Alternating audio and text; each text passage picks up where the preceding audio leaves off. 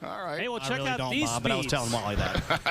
Hope and Tung, these are good speeds. Both above 224, 224.4 to 224.3. He is seeking to become the first Chinese driver to make the starting lineup in Indianapolis. He was actually born in the Netherlands, but is of Chinese descent. He ran 226.4 in practice this morning. And this is not unexpected. His engineer was telling me last night he's been so impressed. Eric Zito has worked with some of the best. Whoa, look out. He's worked with Paul Tracy and, of course, will continue this year. Said this guy is super impressive. One of the most consistent lap turners that I've seen. Let's watch and see how consistent he stays. This is a good number for these conditions. Third lap is 224.203, so a little bit slower, and he's in trouble. Oh, man. He hit it hard. That was a big hit. It looked like everything was A-OK, and boy, that's coolant. That is coolant that's coming from the radiator. That's because, of course, well, he just took the steering wheel off. Wow, that was a tremendous that happens hit. So fast. You go for the ride. You're along for the ride. There's not a whole lot you can correct in one of these cars when they come around that quick. Such a great kid. He speaks great English. And just one lap away, Jay Penske. Yep, car owner. And Ho Pin Tung is going to walk to the Homatro safety vehicle for our checkup at the IU Medical Center here on the grounds of the Indianapolis Motor Speedway, but that was a big, big hit. Our second one of the day, Ryan Briscoe crashed earlier. His backup car has been prepared, and here is final lap. I mean, he looked super solid. And just past the apex. Yeah, it almost looked like the car just gained a bunch of front grip because it just rotated right there. Well, you know why it would gain front grip? Because you've got the wheel in it. And the wind. That's the direction. You and I, when we saw the windsock, we said that's going to pin the front in first turn. And sure enough. And you're going through that wind. Like you said, you're in it, and then all of a sudden you get to a point where it's just like somebody stands on the nose of the car and gives you more downforce on the front. And boy, it happens fast. Marty? Yeah, guys, it's funny when James Hinchcliffe went, he said the wind surprised him when he went into one. He said it just all of a sudden got so tight in the front end, just planted to the ground. He said it was very tricky, and he wasn't expecting it when the gust did come. So it does not same every lap. Very inconsistent. You'll get a gust one lap and not the next. Wow.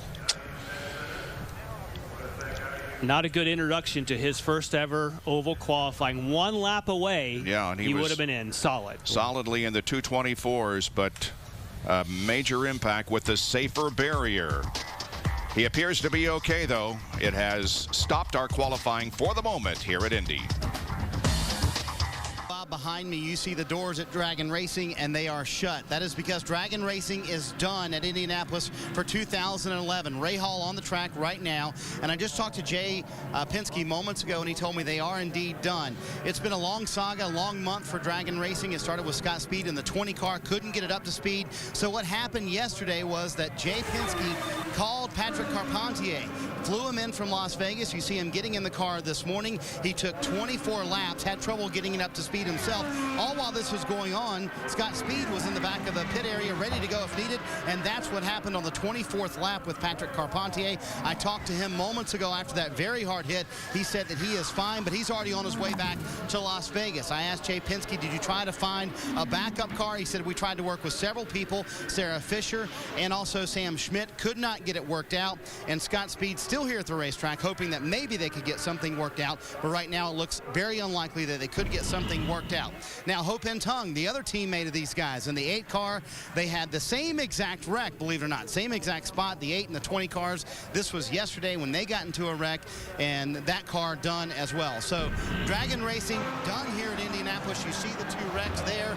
very similar wrecks. They will not be participating in this year's Indy 500, Bob. Tough break for both of those drivers and for Dragon Racing.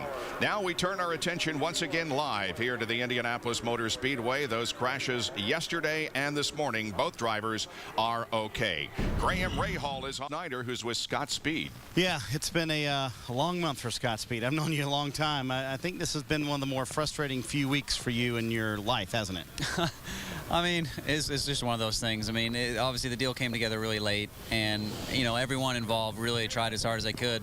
Just one of those things where, you know, really early on in the week, we reached this level of instability and just tried to keep working through it. And, you know, this morning they wanted to throw Patrick in the car, obviously with his more experience here, and I mean, me being a rookie in this situation, to see what he thought about the situation. And if there's one thing I've learned from my rookie year, you know, start here at Indy so far, is that, you know, this track can be very treacherous when you're trying to drive an unstable car around here. And you know, but I got to say huge thanks to all the guys and Fuzzy's Vodka for supporting us. I mean, the guys worked so hard in the last 2 weeks. You know, it hurts to see them in the garage, you know, looking the way they do. But your week is over here at Indy, correct? Dude, I don't know what's going to happen. The way the last 2 weeks have going, I'm not counting anything out.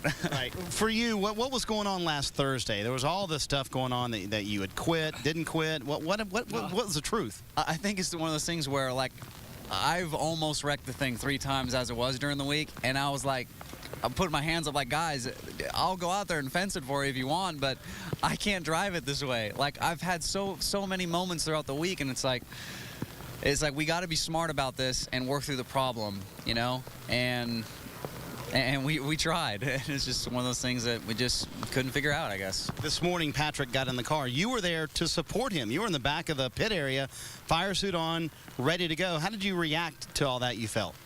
Well, I mean, it's one of those things where they wanted to put Patrick in the car and see what a veteran, experienced driver thought about it, just to double check that, you know, I was doing something other than holding it wide open and keeping a smooth wheel to the left around here. And, you know, it was one of those things where I was ready to jump in and ready to, you know, listen to his feedback and see what he said about the thing. And unfortunately, we just didn't get through it. Where are we going to see you next? Who knows? I'll see you on the lake in a few weeks, but what do you think next? We'll see. I have an open mind right now. All right, Scott Speed. It's been a rough week for him, but he has had a terrific attitude about it the entire time. Hung it out, and but they're done for Indianapolis this year. Actually, Scott was trying to become only the 3rd driver in history to have made the field for the Brickyard 400, the Indianapolis 500, and the U.S. Grand Prix at Indianapolis. So that didn't happen, or at least yet. And it must be so frustrating that the car just will not handle right. It is, but for a driver like Scott, actually, you kind of feel a little bit like you're vindicated, because you think you're doing something wrong. The team thinks you're doing something wrong, so they throw another driver in the car, and he goes out there and wads it up. So actually, I think he's probably more relieved. I mean, obviously, he doesn't want to see his team in the garage out of the Indy 500. But personally, I think when you're in that situation, you're relieved that, okay, maybe it wasn't all me. Maybe, you know, maybe there's a lot more to it. Whenever you stick somebody else in your race car, it's not a fun thing. And, you know, he took a lot of criticism for not getting up to speed. And that kind of criticism, maybe it was wisdom, because he kept saying, look, it's unstable, it's loose, it's going to be a problem. If I push it, I'm going to fence it, in his words. And they put someone else in. And, of course, what they found out was what he was telling was the truth. And I wonder, is that the same for Mike Conway? People keep saying Mike Conway's way, way off the pace. But if you have an instability, is it wise to wait and say, fix it first, then I'll step on it? Right. By the way,